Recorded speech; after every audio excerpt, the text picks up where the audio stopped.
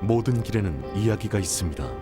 더 멀리 갈수록 길은 더 험난해지고 예측을 벗어나지만 그 순간들은 더 오래 기억되고 더 많이 이야기하게 됩니다. 그 이야기들을 발견하기 위해선 최적의 머신이 필요합니다. 강력함과 견고함을 갖춘 탁월한 머신, 올류 소렌토를 소개합니다. 이것은 단순한 또 하나의 SUV가 아니라 세계 최초의 스토리텔링 머신입니다.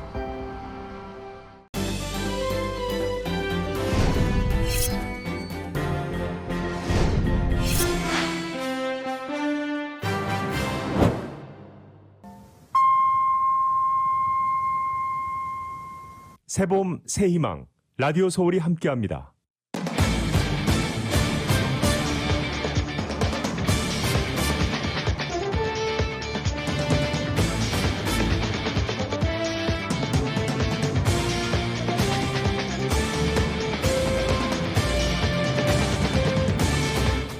개빈 뉴섬 주지사 소환을 위한 주민 서명수가 채워지면서 주지사는 결국 올가을 소환 선거를 치르게 됐습니다. 연방 중소기업청이 코로나 팬데믹으로 타격을 입은 스몰 비즈니스 업주들을 위한 EIDL 지원금 추가 신청을 받습니다. LA 카운티가 오늘부터 5월 2일까지 코로나 팬데믹으로 어려움을 겪는 소매업소와 퍼스널 케어 서비스 업주들을 지원하기 위한 코비드 구제 프로그램 2차 신청자 접수에 들어갑니다. 미국에서 올 여름부터 유럽 여행이 가능해질 것으로 전망되면서 타운 여행업계도 올여름 유럽 단체 관광을 재개하기 위해 본격적인 준비에 들어가는 등 활기를 되찾고 있습니다. 질병통제예방센터가 존슨앤존슨사의 백신 접종 재개를 허가하면서 LA시 산하의 접종소들이 이번 주 15만 회분에 가까운 백신 접종을 준비하고 있는 것으로 나타났습니다. LA 통합교육군의 중학교와 고등학교의 대면 수업이 이번 주부터 재개됩니다. 이달 초에는 가장 먼저 교육군의 초등학생들의 대면 수업이 재개된 바 있습니다.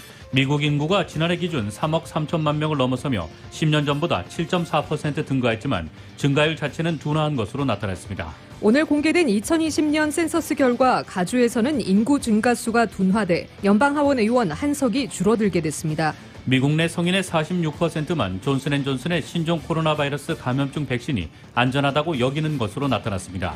미국이 연방당국 차원의 안전성 검사를 마치는 대로 6천만 회분 분량의 아스트라제네카 백신을 다른 나라에 공유한다고 밝혔습니다. 바이든 대통령이 코로나 백신 접종자를 위해 일부 완화된 새로운 실외 마스크 지침을 곧 발표할 것으로 보입니다. 조 바이든 대통령이 이른바 부자 증세에 본격적으로 페달을 밟고 있습니다. 조 바이든 행정부가 최근 잇따르는 총기 난사 사건 속에 규제 강화를 추진하는 가운데 연방 대법원이 공공장소에서 총기 휴대 허용 문제에 대한 심리에 나서기로 했습니다. 뉴욕 증시는 이번 주 예정된 주요 기술 기업들의 실적 발표를 앞두고 혼조세로 마감했습니다. LA 지역 내일 대체로 흐린 날씨 보입니다. LA 지역의 내일 낮 최고 기온 66도, 밤 최저 기온 51도입니다. 이상은 이 시간 주요 뉴스입니다. 이 시간 주요 뉴스는 공항에서부터 목적지까지 모바일 체크인과 첨단 공기순환 시스템을 통해 안전한 기내 환경과 여행을 제공하는 아시아나 항공 제공입니다. 애청자 여러분 안녕하십니까? 조희정입니다. 안녕하십니까? 이균우입니다. 2021년 4월 26일 월요일 라디오 서울 이브닝 뉴스 1부입니다. 일부 첫 소식 전해드리겠습니다. 개빈 뉴섬 주지사 소환을 위한 주민 서명수가 채워지면서 주지사는 결국 올가을 소환 선거를 치르게 됐습니다. 가주 총무처는 오늘 주지사 소환을 위해 160만 명 서명이 모아졌다고 밝혔는데 이는 주지사 소환을 위해 필요한 서명보다 10만 명이 더 많은 수치입니다. 소환 선거에서는 뉴섬 주지사의 소환 여부와 함께 소환될 경우 누가 주지사직을 맡을지 결정하게 됩니다. 주지사 소환 선거를 앞두고 샌디에고의 케빈 폴코너 시장, 트랜스젠더 리얼리티 TV 스타 케이틀린 제너, 비즈니스맨 존 콕스, 더고스 전 연방 하원 의원들이 차기 주지사직에 출마 선언을 한 상태입니다. 뉴섬 주지사는 이번 선거에서 소환되지 않을 경우 내년에 재선에 도전할 계획입니다. LA시 산하 접종소들이 이번 주 15만 회분에 가까운 백신 접종을 준비하고 있다고 밝혔습니다. 질병통제예방센터 CDC가 지난 23일 존슨앤존슨사의 백신 접종 재개를 허가하면서 접종분이 대폭 늘어난 데 따른 것입니다. LA시 당국은 이미 2만 9천 회분의 존슨앤존슨사의 접종 공급분을 갖고 있다고 전했습니다. 또한 센츄리시티에는 주민들이 존슨앤존슨사의 백신을 접종받을 수 있는 접종소가 운용됩니다. 시 당국은 모더나사의 백신 4만 2천 회분 그리고 화이자사의 백신 6만 3천 회분 이상을 이번 주에 받을 예정이라고 덧붙였습니다. LA 통합교육군의 중학교와 고등학교들의 대면 수업이 이번 주부터 재개됩니다. 이달 초에는 가장 먼저 교육군의 초등학생들의 대면 수업이 재개된 바 있습니다. 저학년부터 대면 수업이 시작돼 고학년 학생들이 가장 마지막에 대면 수업을 하게 되는 방식으로 다가가는 것이며 이번 주 중에 중고교 학생들은 순차적으로 대면 수업을 재개하게 됩니다. 중고교 학생들은 온라인과 대면 수업이 함께 진행되는 하이브리드 방식으로 수업이 이뤄집니다. 연방중소기업청이 코로나 팬데믹으로 타격을 입은 스몰 비즈니스 업주들을 위한 EIDL 지원금 추가 신청을 받습니다. 관련 소식 정현호 기자가 보도합니다. 연방중소기업청이 코로나 팬데믹으로 피해를 입은 스몰 비즈니스 업주들에게 제공하는 타겟 EIDL 어드밴스 기금을 추가로 확보해 업체당 $5,000를 지급합니다.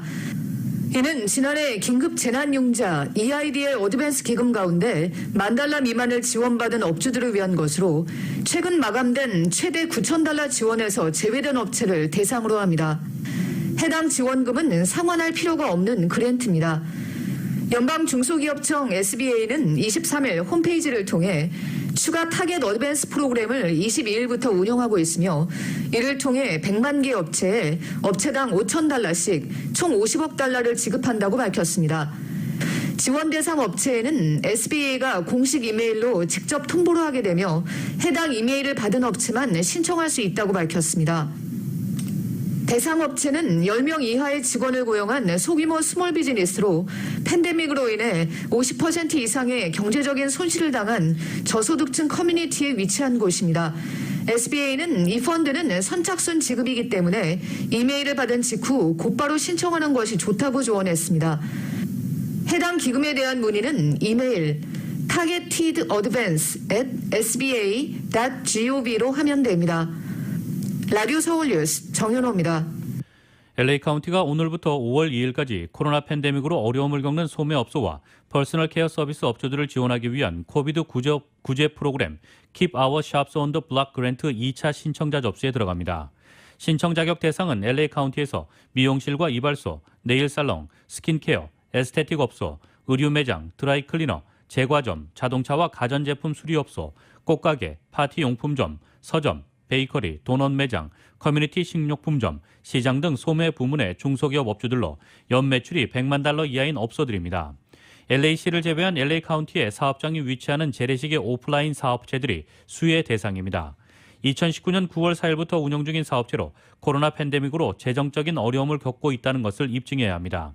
지원금 신청서는 lacovidfund.org/application으로 제출하면 됩니다. 중저소득층 커뮤니티에 위치한 사업체와 연간 총수익이 $500,000 미만인 업소들이 우선순위로 분류됩니다. 배우 윤여정 씨가 올해 아카데미에서 여우 조연상을 수상하는 쾌거를 이뤘습니다. 아카데미 연기상을 받은 건 한국 배우로는 처음, 아시아 여성 배우로는 두 번째인데요. 솔직하고 재치 있는 윤여정 씨의 매력에 시상식장은 활기를 띄웠고 뉴욕타임스는 윤여정 씨의 수상 소감을 최고의 수상 소감으로 꼽았습니다. KBS의 보도입니다. Welcome to the 93rd Oscars. 코로나19 속에서도 이례적으로 배우들이 직접 참석해 진행된 93회 아카데미 시상식. 영화 미나리가 6개 부문 후보로 오른 가운데 수상자들의 이름이 호명될 때마다 탄성과 탄식이 동시에 흐르고 And the Oscar goes to 마침내 여우조연상 수상자의 이름이 불리는 순간 And the Oscar goes to Jo Jung-yoon. 소녀처럼 얼굴을 붉힌 것도 잠시 윤여정 씨는 시상자이자 영화 미나리의 제작사 대표인 배우 브래드 피트에게 농담을 던지며 순식간에 분위기를 장악했습니다. Finally, nice to meet you. Where were you while we were filming in Tulsa? Nice. 함께 여우조연상 후보로 경쟁한 배우들의 이름을 거론하며 자신은 다만 운이 좋았을 뿐이라고 인사해 이들을 눈물 짓게 하더니 브래드 피트의 냄새가 어땠냐고 묻는 한 미국 기자의 질문에는 What did he smell like? I didn't smell him. I'm not dog. 재치 있으면서도 뼈 있는 답변으로 응수해 미국 시청자들까지 휘어잡았습니다. Well, it's not happened right at the moment. I'm trying to build up my career, step by step. There's nothing just happened bang like this. 윤여정 씨는 한국 배우로는 처음으로 아카데미 연기상 후보로 지명된 데 이어 수상까지 이뤄냈고 아카데미 역시 64년 만에 아시아 여배우에게 상을 안기며 새 역사를 썼습니다. 뉴욕타임스는 2021년 오스카 최고와 최악의 순간들이란 제목의 기사에서 여우조연상을 받은 윤여정 씨를 최고의 수상 소감을 남긴 수상자로 선정했습니다. 제작자 브래드 피트를 향한 재치있고 뼈있는 농담, 함께 후보에 올랐던 배우들에 대한 예우, 그리고 가족들을 향해 이게 다 엄마가 열심히 했기 때문이야 라고 언급한 내용들을 일일이 소개하면서 몹시도 건조한 시상식에서 윤여정 씨는 뜻밖의 선물이었다고 평가했습니다. 워싱턴에서 KBS 뉴스 금철영입니다.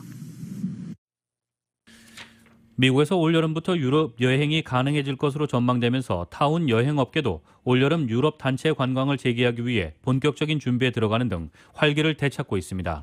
정연호 기자입니다.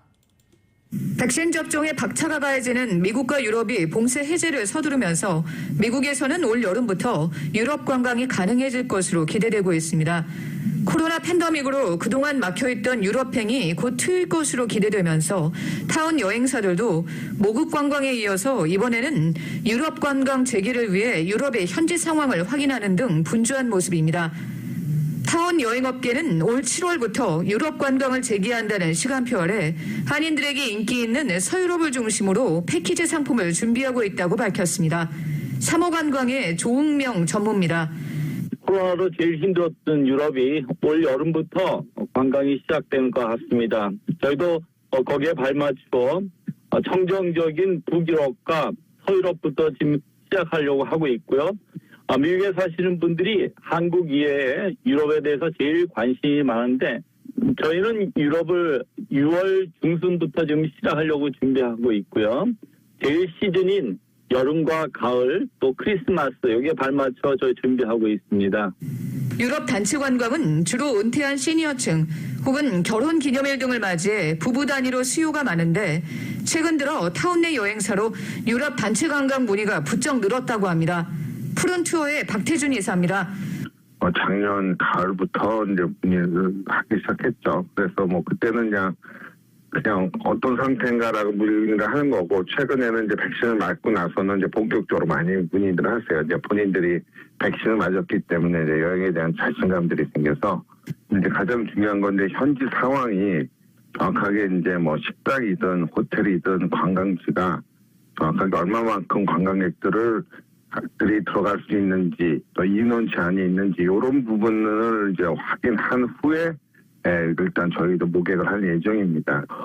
아직 단체 여행을 하기를 꺼리는 한인들의 경우 친지나 동창들 혹은 교회 단위로 유럽 패키지 여행을 할 수는 없는지 문의하는 경우도 적지 않습니다.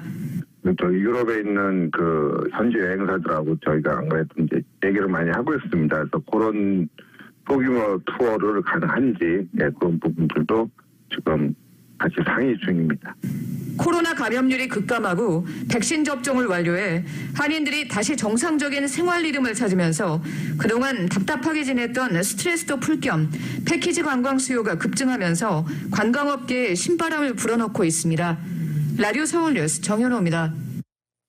한인가정상담소가 평소 한인 학부모들이 많은 관심을 갖고 있는 주제를 중심으로 자녀교육 세미나를 개최합니다. 수아정신과 전문의 수잔정 박사의 디얼 수잔 세미나 시즌2 아이야 너 때문에 행복해 시리즈로 5월 한 달간 매주 화요일 오전 10시 30분부터 11시 30분까지 1시간 동안 진행됩니다. 세미나 주제는 5월 4일에는 우리 아이의 행복한 뇌 발달, 11일에는 자존감 키우는 방법, 18일에는 행복한 아이로 만드는 양육법, 그리고 25일은 유아기의 애착과 정서에 대한 세미나가 진행됩니다. 줌으로 진행되는 이번 세미나는 무료로 참가 신청은 213-235-4848번으로 하면 됩니다. 슈퍼마켓 체인 H마트가 커브사이드 픽업 서비스를 시작했습니다. 얼바인점은 26일, 부엔나파커 알케디아 지점은 27일, LA 시티센터와 가든그로브점은 28일, 다이아몬드 지점과 토렌스점은 29일 기준으로 우선 진행될 예정이며 순차적으로 서비스 가능 지점을 확대할 예정입니다. 커브사이드 픽업 서비스는 온라인 배송 서비스 업체인 인스타카트를 통해 진행되는데 주문 시 2시간 내에 H마트 매장에서 상품 픽업이 가능해집니다. 커브사이드에서 픽업이 가능한 품목은 과일, 야채, 육류, 수산, 유제품 등 신선 제품과 냉동식품을 합쳐 약 3,000개의 상품 픽업이 가능합니다. 각 매장 주차장에 커브사이드 픽업 전용 공간이 설치돼 있으며 주문 물품을 직원들이 고객차로 직접 가져다 줄 예정이며 매장 픽업을 선호하는 고객들은 매장에서 직접 픽업도 가능합니다. 픽업 운영 시간은 오전 10시부터 저녁 7시까지로 지역 매장마다 픽업 운영 시간은 다를 수 있습니다.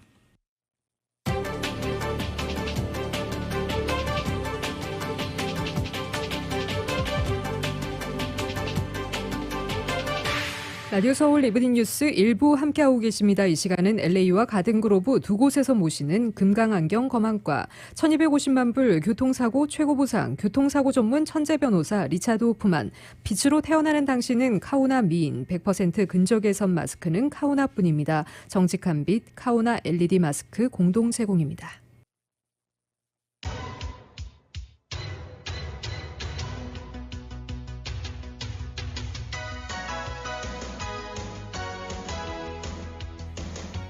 라디오 서울 이브닝 뉴스 일부 함께하고 계신 지금 시각 LA 시각으로 5시 19분입니다. 월요일 5시대 퇴근길 교통 상황입니다. 710번 사우스 방향 애틀란틱 블루버드 구간부터 16마일대로 속도 떨어지고 있습니다. 이스턴 애비뉴와 교차 지점까지 8마일에서 16마일대로 부분 정체 심한 상태입니다. 5번 사우스 방향 워싱턴 블루버드부터 15마일대로 정체 시작되고 있고요. 10번 이스트와 교차되기 바로 전 구간 콘코드 스트릿과 교차 지점까지 14마일에서 17마일대로 가다서다를 반복하고 있습니다. 또 스테디움 웨이 구간부터 글렌데일 블루버드, 스테디움 웨이부터 글렌데일 블루버드 구간도 20마일대로 서행되고 있습니다. 605번 사우스 방향 텔레그랩 로드 구간부터 위티어 블루버드까지 18마일에서 22마일대로 부분 정체 현상 보이고 있습니다.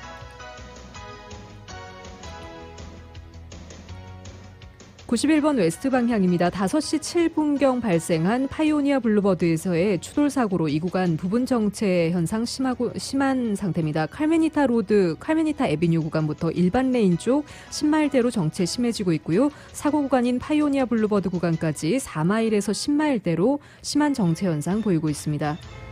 105번 이스트 방향 센트럴 애비뉴 구간부터 18마일대로 속도 떨어집니다. 110번과 교차 지점까지 11에서 19마일대로 일반 레인 쪽 정체 심한 상태입니다. 91번 이스트 방향 710번 놀스와 교차 지점부터 16마일대로 속도 떨어집니다. 아발론 블루버드와 교차 지점까지 10에서 20마일대로 가다서다를 반복하고 있습니다.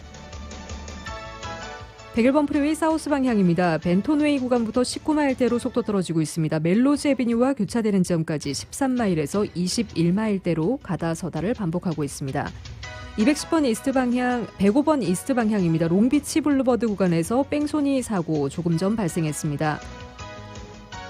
101번 웨스트 방향 파크웨이 칼라바자스 구간 운전자 장애물 있습니다. 110번 사우스 방향 웨스트 마틴 루터 킹 블루버드 구간에서 화재 사고 소식 올라와 있고요. 91번 웨스트 방향 파이오니아 블루버드 구간에서 전해드린 것처럼 차량 추돌 사고 5시 6분경 발생했습니다.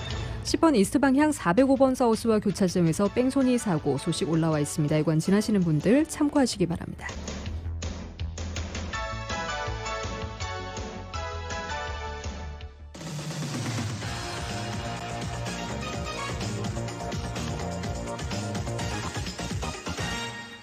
여러분께서는 라디오 서울 이브닝 뉴스 일부 함께하고 계십니다. 조 바이든 대통령이 오는 28일 취임 후 첫 의회 연설에 나섭니다. 블룸버그에 따르면 역대 미국 대통령은 취임 후 수주 내에 상하원 합동의회에서 연설했지만 바이든 대통령의 연설은 신종 코로나 바이러스 감염증 등 이유로 일정이 늦어졌습니다. 이 연설은 엄밀히 말해 미국 대통령이 연초 상하원 의원 앞에서 하는 국정연설은 아닙니다. 국정연설은 통상 1월에 열리는데 새로 당선된 미국 대통령의 취임식이 1월인 관계로 새 대통령의 국정연설은 보통 취임 2년 차부터 이뤄지는 게 관행이었다는 것입니다. 이번 연설은 오는 29일 취임 100일 하루 전 이뤄지는 만큼 취임 100일간 성과를 부각하고 향후 집권 구상을 설명하는 자리가 될 것이라는 게 일반적인 예상입니다. 또 전염병 대유행 극복 과정을 전하면서 인프라 투자, 미국 가정의 복지 확대 등을 위한 미국 가족 계획 예산 확보, 의료 접근성 확대, 경찰 개혁 등 향후 집중적으로 추진할 정책을 밝힐 것으로 보입니다. 그러나 의회 연설 역시 미국 전역을 여전히 뒤덮은 코로나19 대유행의 여파를 벗어나지 못했습니다. 대통령의 의회 연설에는 통상 1,600명이 참석했지만 이번에는 사회적 거리두기 준수를 위해 200명 이내로 제한한 것입니다. 미국의 상하원 의원 수가 535명을 감안하면 의원들조차도 연설이 진행되는 회의장에 모두 참석하지 못한다는 의미로 실제로 상당수 의원은 다른 회의장에서 연설을 들을 것으로 알려지고 있습니다. 바이든 대통령이 코로나 백신 접종자를 위해 일부 완화된 새로운 실외 마스크 지침을 곧 발표할 것으로 보입니다. 취임 직후부터 미국인에게 마스크 쓰기를 당부했던 바이든 대통령의 취임 100일을 앞두고 백신 접종률이 상승한 가운데 나오는 조치입니다. YTN의 보도입니다. 조 바이든 미국 대통령이 현지 시간 27일 질병통제예방센터의 실외 마스크 착용 지침 개정을 발표할 것이라고 CNN 방송이 전했습니다. 바이든 대통령은 백신 접종자들도 실외에서 마스크를 쓸 필요가 있는지에 대한 CDC의 새 지침을 발표할 예정입니다. 그러나 발표문의 최종 문구는 아직 불투명합니다. CNN은 새 지침의 구체적인 내용을 전하지 않았지만 실외 마스크 착용을 의무화한 현행 지침을 일부 완화하는 내용이 될 것으로 보입니다. 현행 지침은 백신 접종을 마친 사람도 가족이 아닌 2명 이상의 백신 미접종자와 공공장소에서 만날 때는 마스크를 쓰고 거리 두기를 하라고 권고하고 있습니다. 이번 지침 개정은 미국에서 백신 접종률이 40%대로 상승한 가운데 대통령 취임 100일을 앞두고 나오는 것입니다. 바이든 대통령은 취임 직후 100일간 마스크 착용을 당부하면서 연방정부 청사와 부지에서 마스크 쓰기를 의무화하는 행정명령에 서명했습니다. 오는 29일 취임 100일을 맞는 바이든 대통령은 전날 첫 의회 연설을 통해 코로나19 대응에 관해 비중 있게 언급할 예정입니다. 카멀라 해리스 부통령은 전 세계가 다음번 코로나19 대유행 대응을 준비해야 한다고 말했습니다. At the same time that the world works to get through this pandemic, we also know that we must prepare for the next. We must be ready, resilient, and responsive. 유엔 가상연설을 통해 코로나가 창궐했던 지난해 많은 것을 배웠지만 긴장을 늦추면 안 된다고 강조했습니다. YTN 김태현입니다. 미국이 아스트라제네카 백신 6천만 회분을 해외에 공급하는 방안을 적극 검토하고 있습니다. 바이든 대통령은 인도 총리에게 지원을 약속하고 부통령은 유엔 연설을 통해 국제 공조를 강조하는 등 미국은 이제 세계적인 코로나19 대응의 중심에 서겠다는 뜻을 분명히 하는 걸로 보입니다. KBS의 보도입니다. 백악관이 아스트라제네카 코로나19 백신 6천만 회분을 세계 각국과 공유하겠다고 밝혔습니다. 미 식품의약국 FDA 승인을 전제로 이르면 다음 달 초 1,000만 회분으로 시작해 6월 말까지 공유 물량을 늘려나갈 계획이라는 겁니다. And we expect there to be approximately 10 million doses that could be released if or when the FDA gives its concurrence, which could happen in the coming weeks.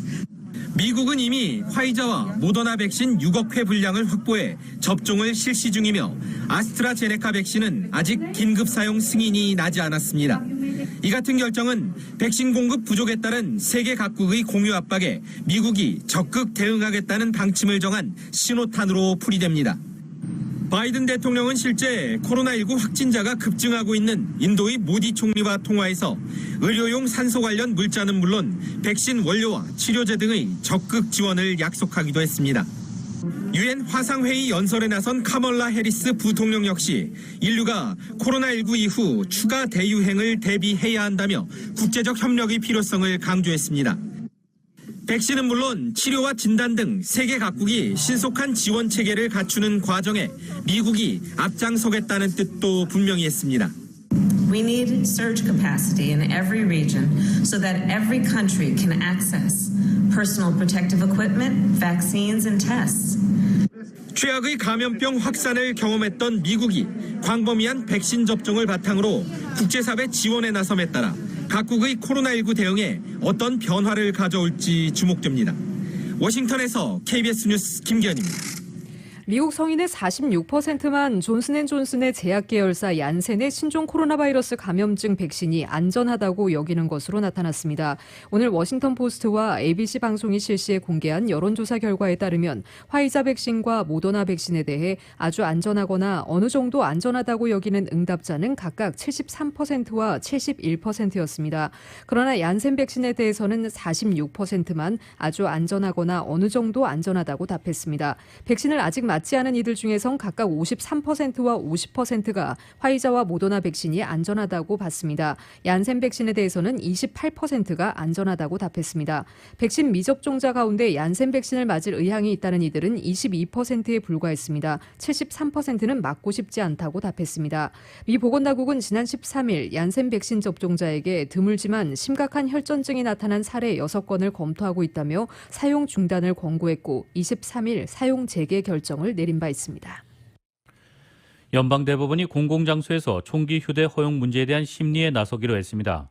조 바이든 행정부가 최근 잇따르는 총기 난사 사건 속에 규제 강화를 추진하는 가운데 총기 권리를 둘러싼 논쟁이 가열될 전망입니다. 언론에 따르면 연방대법원은 뉴욕주가 주법에 따라 공공장소에서 총기 휴대를 금지한 조치에 뉴욕주 소총, 권총협회가 이의를 제기한 소송을 다음 회기에 심리하기로 했습니다. 대법원 상고심은 철저한 상고 허가제로 운영됩니다. 매년 많은 신청이 접수되지만 대법원은 약 100건 안팎만 허가합니다. 따라서 사건을 검토하는 것 자체가 판례 변경 가능성까지 내포해 관심 대상입니다. 전미총기협회의 계열단체인 뉴욕주 협회는 가정 이외의 장소에서 총기 소지를 제한한 뉴욕주 조치가 무기 소유와 휴대를 인정한 수정헌법 2조에 위배된다며 소송을 냈습니다. 하급심은 이 주장을 받아들이지 않았습니다. 이번 사건은 지난해 10월 보수 성향 에이미 코니 베럿 대법관이 합류해 대법원이 보수 6명 대 진보 3명의 보수 다수가 된 이후 총기 권리를 심리하는 첫 시도입니다. 대법원은 베럿의 전임자인 고 루스베이더 긴즈버그 대법관이 재임하던 작년 6월에는 이 문제에 대한 상고를 불허했습니다. 하지만 베럿 대법관은 전임자보다 총기 권리를 더 폭넓게 본다고 AP는 전하고 있습니다. 그는 항소법원 판사 시절에 중범죄 전과라고 해서 총기 소지 권리를 박탈해서는 안 된다고 주장했고 다수의 법관이 수정헌법 2조를 이류 권리로 취급한다고 비판했습니다. 수정헌법 2조는 자유로운 주 정부의 안보를 위해 규율을 갖춘 민병대가 필요하기 때문에 무기를 소유하고 휴대할 수 있는 국민의 권리가 침해받아서는 안 된다고 규정하고 있습니다. 로이터에 따르면 대법원은 2008년 정당방위를 위해 개인이 총기를 집에 보관할 권리를 인정했으며 2010년에는 미 전역의 주에도 그 권리가 적용된다고 범위를 넓혔습니다. 조 바이든 대통령이 이른바 부자 증세에 본격적으로 페달을 밟고 있습니다. 교육, 아동복지 등을 위한 1조 달러 규모의 미국 가족계획을 이번 주 발표할 예정인데 여기에 자본이득세, 그러니까 투자 이익에 매기는 세금을 인상하는 안이 포함될 것으로 보입니다. 백악관이 대통령 공식 발표를 앞두고 이 증세안의 골자를 미리 내놨는데 대상은 극히 일부라는 것을 강조했습니다. KBS의 보도입니다. 미국 바이든 정부가 현지 시간 28일 발표하는 미국 가족계획엔 자본이득세 인상안이 포함됩니다. 미국 가족계획은 1조 달러 규모의 교육 아동 복지 지원책인데 이 재원을 자본이득세를 인상해 마련하겠다는 것으로 풀이됩니다.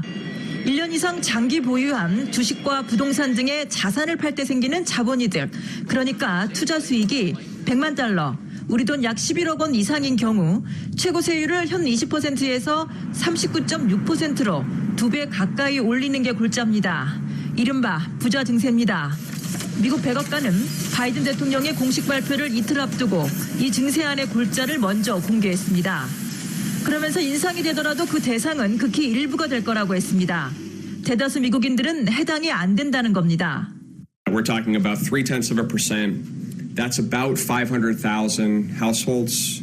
So for the other 997 out of 1,000 households in the country, or the other 150 million households in the country, this is not a change that will be relevant.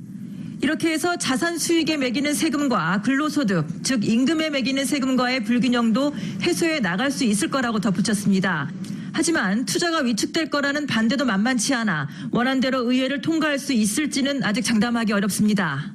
The idea that we're going to punish people for investing in the economy right now just seems outrageous. I don't think that that can pass Congress, and we're going to make real sure it doesn't. 바이든 정부는 지난달 말 2조 2,500억 달러 규모의 일자리 부양안을 내놓을 땐 법인세 최고 세율 인상으로 재원을 충당하겠다고 한 바 있습니다. 의회 통과는 아직입니다. 부자 증세로 사회 경제 불평등을 해소하겠다는 건 바이든 대통령의 후보 시절 주요 공약이었습니다. 취임 직후엔 코로나19 사태 해결이 워낙 급선무라 이걸 후순위로 밀어넣는 분위기였는데 백신 접종 확대로 경제 회복 속도가 빨라질 거란 기대가 커지면서 부자 증세에도 본격적으로 속도를 내기 시작하는 걸로 보입니다. 뉴욕에서 KBS 뉴스 한보경입니다. 미국 인구가 지난해 기준 3억 3천만 명을 넘어서며 10년 전보다 7.4% 증가했지만 증가율 자체는 둔화했습니다. 워싱턴 포스트에 따르면 인구조사국은 작년 4월 1일 기준으로 인구가 3억 3,144만 9,281명으로 집계됐다고 발표했습니다.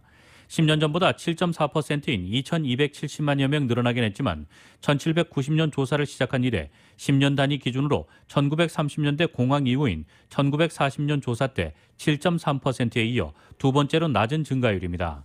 최근 조사 때 증가율은 1980년 11.5%, 1990년 9.8%, 2000년 13.2%, 2010년 9.7%였습니다. 인구가 가장 많은 주는 캘리포니아였고 가장 적은 주는 와이오밍이었습니다. 텍사스는 399만 9,944명이 늘어 10년간 인구가 가장 많이 증가한 주가 됐습니다. 증가 비율로는 유타가 가장 높은 18.4%를 기록했습니다. 워싱턴 DC 인구는 68만 9,545명으로 14.6%가 늘었습니다. 인구조사국이 지난해부터 진행한 조사 결과의 세부 사항은 올해 하반기에 공개됩니다. 이날 발표는 신종 코로나 바이러스 감염증 대유행 탓에 몇 달 지연됐습니다. 오늘 공개된 2020년 센서스 집계 결과 캘리포니아주가 인구 증가세 둔화로 사상 최초로 연방 하원에서 한 석을 잃게 됐습니다. 이은 기자가 보도합니다. 26일 인구조사국이 공개한 2020년 센서스 인구조사 집계 결과 미 전역의 인구는 3억 3,100만 44만 9,281명으로 집계돼 10년 전보다 7.4% 증가했습니다. 10년 전 센서스에서 나타난 인구 증가세 9.7%에 비해서는 낮은 증가세입니다. 인구 집계 조사 결과는 정치 지형을 만들어 나가는 데 매우 중요한 근거가 되며 각 주의 연방 하원 의원 의석을 할당하기 위해 사용되는 중요한 자료입니다. 가주는 이번 센서스에서 인구 3,953만 8,223명으로 전국에서 가장 인구가 많았으나 지난 10년 새 타주에 비해 인구 증가세가 둔화되면서 연방 하원 의원 한 석이 줄어들어 기존의 53석에서 52석으로 줄어들게 되었습니다. 가주는 이로써 사상 처음으로 연방 하원에서 한 석을 잃게 되었으며 저소득층을 위한 의료보험 등에 배정되는 연방정부 예산 등 인구를 기반으로 한 사회복지 서비스에도 여파가 미치게 되었습니다. 조사국 인구부서 캐런 배틀 국장은 가주의 경우 지난 10년 동안 이민자들이 유입되었지만 가주를 벗어나 타주로 이주한 주민들의 수가 가주로 유입된 인구를 웃돌았다고 지적했습니다. California has actually experienced negative net domestic migration, where again there were more people moving out of California than moving into California. 팬데믹 기간 동안 가주에 본사를 둔 오라클, 휴렛 패커드 엔터프라이즈 등이 세금 문제로 보다 유리한 텍사스로 본사를 이전한 점도 주민들이 가주를 빠져나간 이유로 지적되었습니다. 인구조사국에 따르면 가주를 비롯해 일리노이, 미시건, 뉴욕, 오하이오, 펜실베니아, 웨스트 버지니아주에서 기존의 연방 하원 의원 의석수에서 한 석이 줄어들게 되었습니다. 7 states will each lose one seat in the House. California, Illinois, Michigan, New York, Ohio, Pennsylvania, and West Virginia. 반면에 플로리다, 노스캐롤라이나, 콜로라도, 몬테나, 오리건 5개 주는 한 석의 연방 하원 의석이 늘어났으며 텍사스의 경우 연방 하원 2석이 늘어났습니다. 가주는 이번에 한 석을 잃었지만 여전히 연방 하원에서는 가장 많은 의석수를 가지고 있습니다. 조사국 측은 지난해 팬데믹, 산불과 허리케인 등이 이어지면서 인구 집계에 어려움이 작용했음에도 정확한 인구 집계를 위해 노력했다며 이번 결과는 정확하다고 강조했습니다. 10년마다 실시되는 센서스 결과는 각 주의 연방 하원의원 의석 할당을 비롯해 경제적, 인적 지원에 있어 사용되는 중요한 자료입니다. 라디오 서울 뉴스 이은입니다.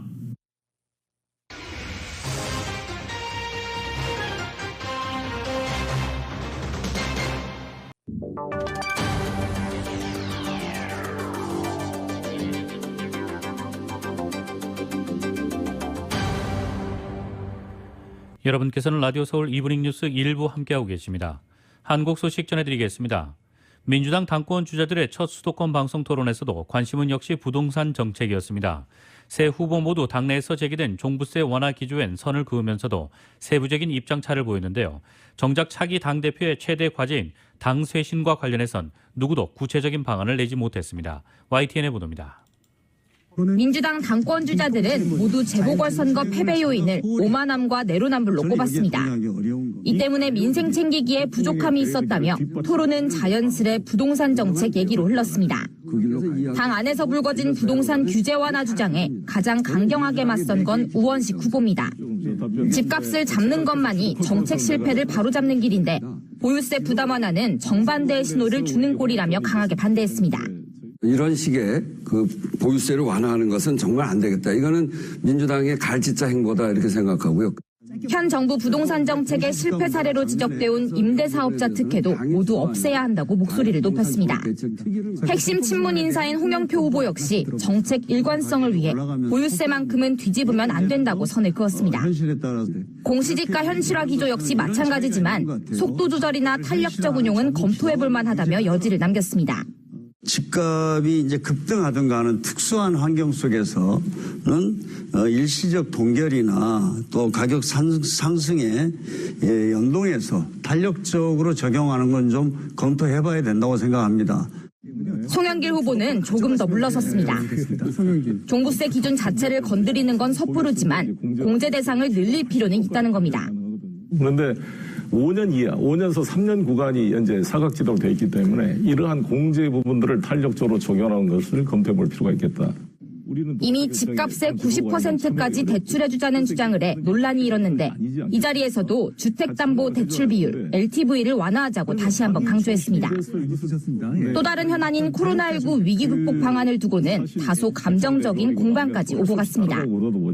다른 나라와 백신 공급 협상을 직접 하고 있다는 송 후보 발언을 두고 토론이 정치인으로서의 태도 논란이라는 엉뚱한 방향으로 흘렀습니다. 이미 확보를 했고 지금 문제가 없이 지금 진행이 되고 있지 않습니까? 그래서 저는 더 이상 이 정치권에서 이걸 좀 정쟁으로 하지 말아야 된다. 내가 한 것처럼 얘기하는 거는 그런 태도 때문에 우리 정치권이 욕먹는 거거든요. 당 대표 하시겠다는 분이 그렇게 과장해서 나 중심으로. 제가 지금까지 백신 이야기를 할 때 정부와 긴밀히 협의하고 있다고 수차례 전제하고 이야기했던 것이고 실제로 협의하고 있습니다. 문재인 정부 정책이 성공한 만큼 전반적인 기조를 이어받겠다는 뜻을 강조한 홍영표 후보와 달리 우원식 후보는 민생 중심의 정책 전환에 송영길 후보는 당 중심의 개혁에 방점을 뒀습니다. 하지만 민주당 쇄신을 위한 구체적인 방법은 누구도 뚜렷이 제시하지 못했습니다. 결국 이번 당대표 선거 역시 이른바 당심이 좌우한다는 점을 여실히 보여줍니다. YTN 송진입니다. 민주당이 문재인 정부 부동산 정책 실패의 대표적 사례로 지적된 임대사업자에 대한 세제 혜택을 축소하는 방안을 검토하고 있습니다. 그런데 부동산 보유세 논의와 관련해서는 일단 덮자는 쪽과 계속해야 한다는 쪽이 여전히 뒤엉킨 분위기입니다. YTN의 보도입니다. 문재인 정부는 지난 2017년 다주택 임대사업자들의 등록을 독려했습니다.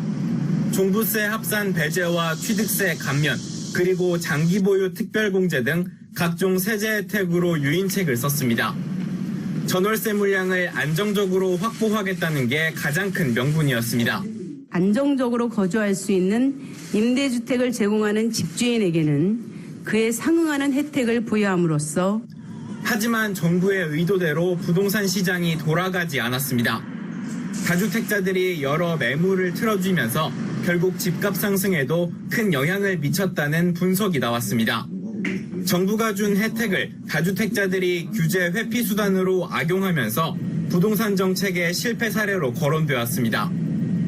여기에 최근 공시가격 상승으로 1주택자의 세부담까지 커진 상황에서 형평성에 문제가 있는 거 아니냐는 목소리까지 커지고 있습니다. 당 내부에서 혜택을 축소해야 한다는 지적이 이어지는 가운데 민주당 관계자는 본격적으로 가동될 부동산 특위에서 관련 내용을 검토하겠다는 뜻을 밝혔습니다. 선거 참패 이후 고개를 들던 부동산 보유세 완화 주장에 대해서도 일단 봉합하자는 얘기가 나왔습니다. 최인호 수석 대변인은 당분간 세금 관련 논의는 없을 것이라며 무주택자에 대한 대출 규제 완화 등 금융대책에 초점을 맞출 것이라고 강조했습니다. 하지만 당 안에서는 여전히 세제 관련 논의도 계속해야 한다는 입장도 여전합니다.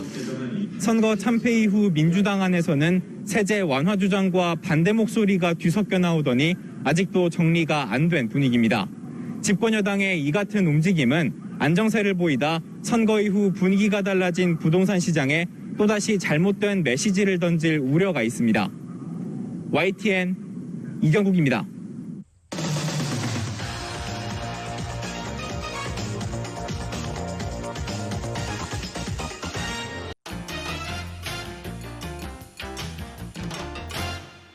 뉴욕 증시는 이번 주 예정된 주요 기술 기업들의 실적 발표를 앞두고 혼조세로 마감했습니다. 오늘 뉴욕 증권거래소에서 다우지수는 전장보다 61.92포인트, 0.18% 하락한 33,981.57로 마감했습니다. S&P 500지수는 전장보다 7.45포인트, 0.18% 상승한 4,187.61을, 기술주 중심의 나스닥 지수는 121.97포인트, 0.87% 오른 14,138.78을 나타냈습니다. 나스닥 지수는 기술 기업들의 실적 기대에 2월 12일 이후 처음으로 사상 최고치로 마감했습니다. 투자자들은 기업 실적과 이번 주 예정된 연방공개시장위원회 정례 회의와 조 바이든 대통령의 보육 및 교육 관련 지출안 및 증세안 등을 주목하고 있습니다. 오늘 업종별로는 필수 소비재가 1% 이상 하락했고 유틸리티 관련주도 0.5%가량 떨어졌습니다. 기술주는 0.5% 상승했으며 에너지 관련주와 임의 소비재 관련주가 각각 0.6% 이상 올랐습니다. 뉴욕 증시 전문가들은 인도에서의 코로나19 재확산 우려가 불확실성을 가중한다고 경고했습니다. 뉴욕 유가는 인도발 코로나19 확산 우려로 원유 수요가 줄어들 것으로 전망돼 하락했습니다. 뉴욕 상업거래소에서 6월물 서부 텍사스산 원유 가격은 전장보다 23센트 하락한 배럴당 61.91달러에 마감했습니다. 유가는 인도의 코로나19 확진자 급증으로 전 세계 원유 수요가 줄어들 수 있다는 우려에 장중 2% 이상 하락했습니다. 인도는 전 세계 코로나19 신규 확진자의 3분의 1가량이 나오는 등 새로운 대규모 감염지로 부상했습니다. 인도에서는 지난주에만 하루 평균 26만 명 이상의 확진자가 발생했으며 전날에는 사상 최대인 하루 35만 명 이상의 확진자가 나왔습니다. 프라이스 퓨처스 그룹의 필플린 선임시장 애널리스트는 마켓워치에 인도의 코로나19 확산으로 하루 30만 배럴가량의 원유 수요가 줄어들 수 있다는 추정이 있으며 이로 인해 유가가 하락 압박을 받고 있다고 말했습니다. 다만 이날 인도의 코로나19 사태로 인해 글로벌 원유 수요가 줄어들 경우 주요 산유국들이 단계적으로 중산하려는 계획을 연기할 수 있다는 전망이 고개를 들었습니다. 석유 수출국 기구와 비오펙 플러스 회원국들과의 협의체인 오펙 플러스는 이달 초 열린 회의에서 5월에 35만 배럴, 6월에 35만 배럴, 7월에 40만 배럴씩 단계적으로 감산량을 완화하기로 한 바 있습니다. 모하메드 바르킨도 오펙 사무총장은 이날 오펙 플러스 공동기술위원회 회동에서 원유 시장 전망이 개선되고 있으나 상황을 계속 모니터링하고 경계해야 하는 많은 요인이 있다고 밝혔습니다. 아이폰 이용자들은 앞으로 아이폰에 설치된 애플리케이션이 자신의 검색 활동이나 이용 기록을 추적해도 될지 선택할 수 있게 됐습니다. 아이폰 제조업체인 애플은 오늘 앱을 처음 실행하면 이 앱이 이용 기록을 추적해도 될지를 반드시 묻도록 하는 앱 추적 투명성 기능이 포함된 운영체제 iOS 14.5를 발표했다고 보도했습니다. 새 iOS는 IDFA, 즉 광고주용 식별자에 접근하려는 앱을 실행할 때 팝업 창을 띄워 그 앱이 IDFA에 접근하도록 허용해도 될지를 이용자가 승인하도록 합니다. IDFA, 즉 광고주용 식별자는 아이폰과 아이패드 등 애플 기기마다 부여된 고유한 식별자로 페이스북이나 광고주들은 이를 활용해 아이폰 이용자의 검색 활동, 앱 이용 기록 등을 추적하고 맞춤형 광고를 보낼 수 있게 됩니다.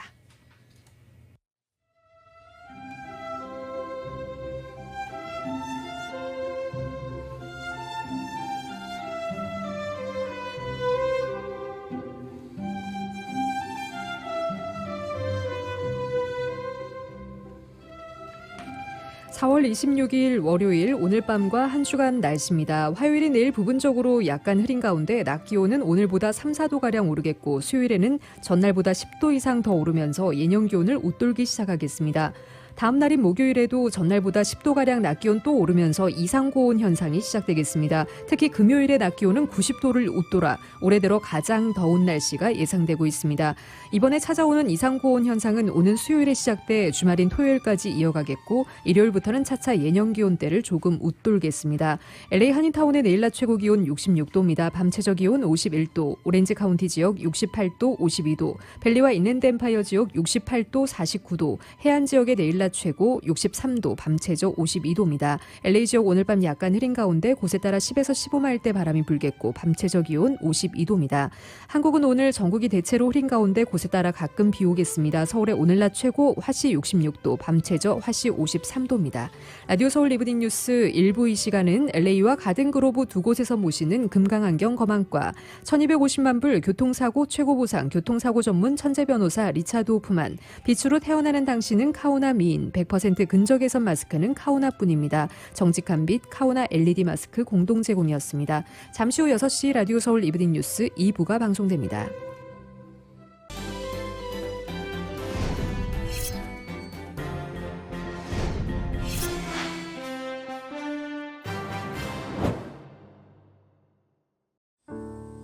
친구, 마음을 나누는 가족이지. 젊을 때나 지금이나 함께 같은 세월을 살아가는 게 참 소중해. 한결같이 옆에서 성실하게 있어줘서 든든해. 한 번 더 걷고 한 번 더 웃어야지 건강하게. 아프지 말고 넘어지지 말고 건강하게 신영 화이팅! 한결같은 성실함으로 건강 버팀목이 되어주는 서울 메디칼 그룹.